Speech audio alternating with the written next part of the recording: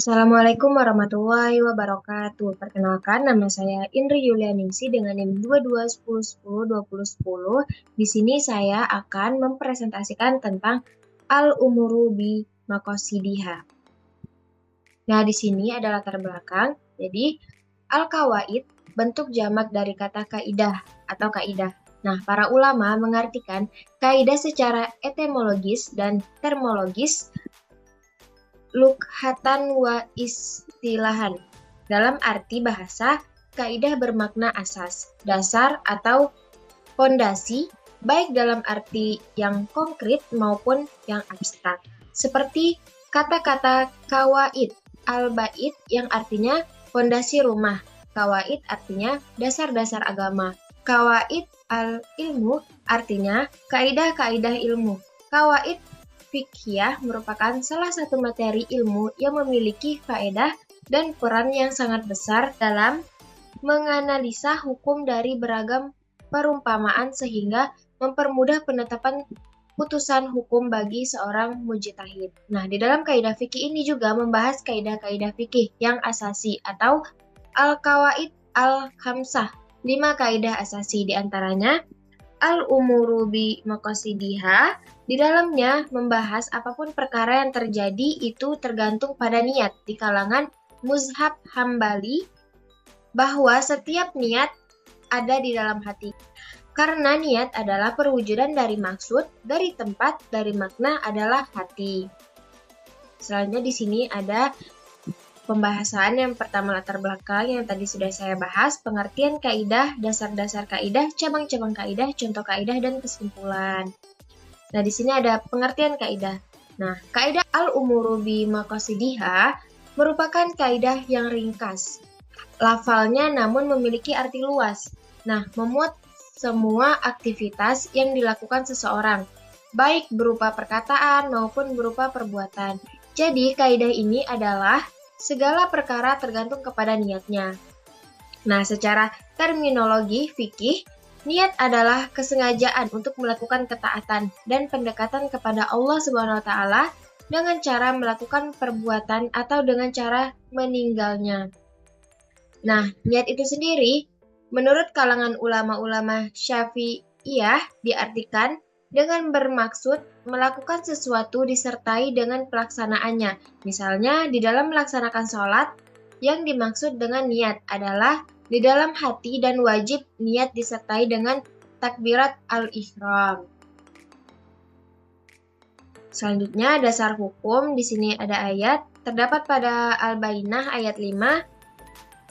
Wa ma umiru illa liya'budullaha mukhlishina lahuddin hunafa'a wa yuqimus sholata wa yu'tuz zakah wa dzalika dinul qayyimah. Nah, ayat ini menjelaskan bahwa umat manusia di bumi hanyalah menyembah pada Sang Robbi. Tidak ada sembahan makhluk lainnya kecuali kepadanya, dengan menata kembali seberapa besar taatnya dan takwanya pada Sang Robbi. Nah, selanjutnya ada cabang-cabang kaidah. Kaidah yang pertama, suatu amalan yang disyaratkan untuk ditentukan atau dijelaskan, maka kesalahannya membatalkan pekerjaannya. Misalnya, seseorang hendak melakukan sholat zuhur, kemudian niat sholat asar atau sebaliknya, maka sholatnya tidak sah. Nah, kaidah yang kedua, suatu amalan yang harus dijelaskan secara global dan tidak disyaratkan untuk dirinci, kemudian dijelaskan secara rinci dan ternyata salah, nah maka membahayakan, itu tidak sah. Terus kaidah yang ketiga, amalan tidak disyaratkan untuk dijelaskan baik secara garis besar maupun secara rinci, apabila ditentukan atau dijelaskan dan ternyata keliru, nah maka kelirunya itu tidak membahayakan, maka itu tidak membatalkan. Nah, selanjutnya ada kaidah yang keempat, niat dalam sumpah menghususkan lafaz umum tetapi tidak menjadikan umum pada lafaz yang khusus. Kaidah tersebut dari Imam Al-Fari'i lalu disebutkan oleh Imam Al-Nawawi dalam kitab Al-Raudah. Contohnya, orang yang bersumpah tidak akan bicara dengan seseorang, tapi yang dimaksud seseorang adalah Umar, maka sumpahnya hanyalah berlaku pada Umar. Nah, kaidah yang kelima, Maksud suatu lafaz mengikuti niat orang yang mengungkapkan, kecuali dalam satu tempat, yaitu lafaz sumpah di hadapan qot'i.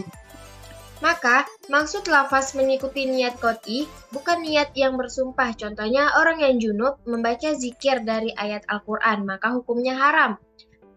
Bila niat zikir, maka membaca Al-Quran bersama barang lain. Bila niat membawa Al-Quran, maka hukumnya haram dan